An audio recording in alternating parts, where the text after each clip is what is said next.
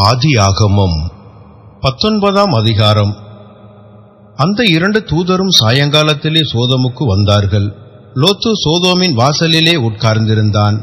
அவர்களைக் கண்டு லோத்து எழுந்து எதிர்கொண்டு தரைமட்டும் குனிந்து, ஆண்டவன்மார்களே, அடியனுடைய வீட்டுமுகமாய் நீங்கள் திரும்பி உங்கள் கால்களை கழுவி ராத்தங்கி காலையிலே எழுந்து பிரயாணப்பட்டு போகலாம் என்றான்.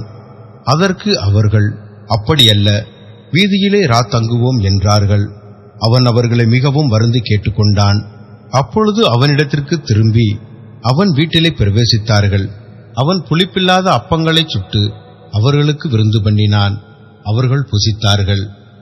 அவர்கள் படுக்கும் முன்னே சோதோம் பட்டணத்து மனிதராகிய வாலிபர் முதல் கிழவர் மட்டுமுள்ள ஜனங்கள் அனைவரும் நானா திசையிலுமிருந்து வந்து வீட்டைச் சூழ்ந்து கொண்டு லோத்தை கூப்பிட்டு, இந்த ராத்திரி உன்னிடத்தில் வந்த மனுஷர் எங்கே?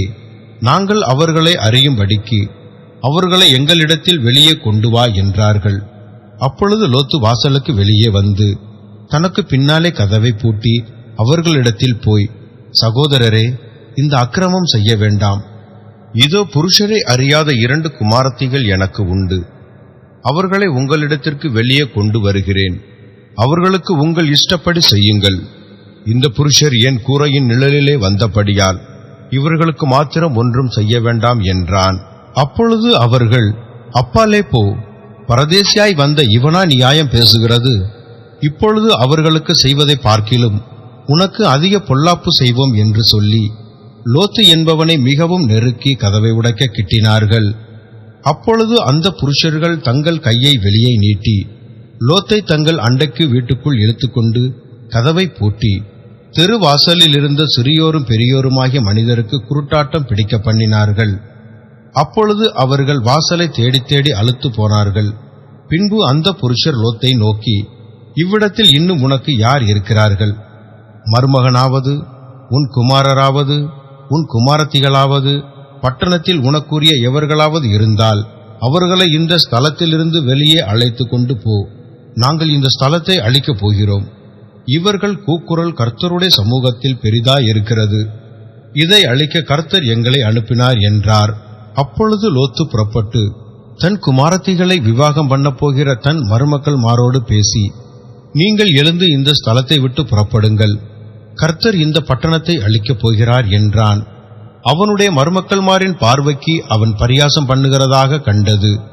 கிழக்கு வெளுக்கும்போது அந்த தூதர் லோத்தை நோக்கி, பட்டணத்திற்கு வரும் தண்டனையில் நீ அழியாதபடிக்கு எழுந்து உன் மனைவியையும் இங்கே இருக்கிற உன் 2 குமார்த்திகளையும் அழைத்து கொண்டு போ என்று சொல்லி அவனை துரிதப்படுத்தினார்கள்.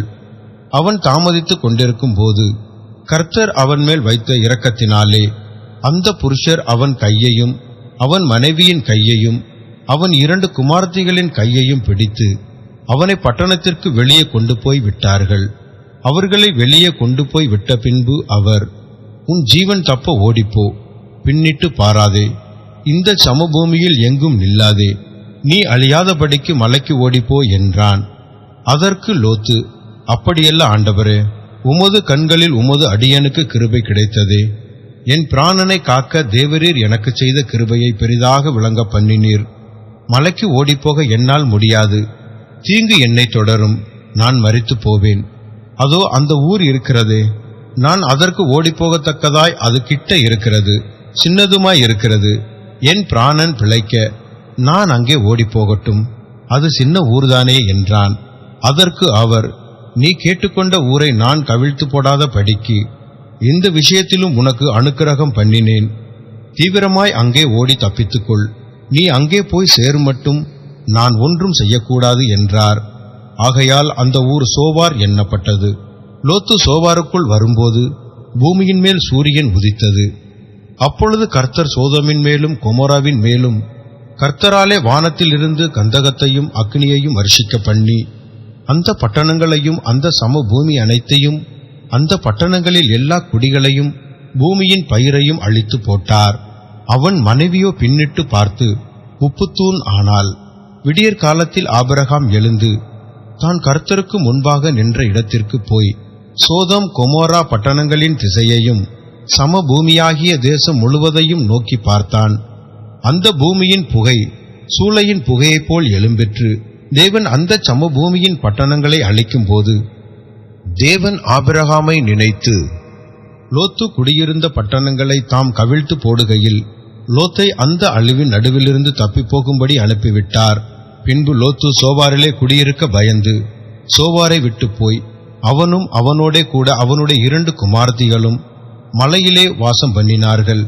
அங்கே அவனும் அவனுடைய 2 குமாரத்திகளும் ஒரு கெபியிலே குடியிருந்தார்கள்.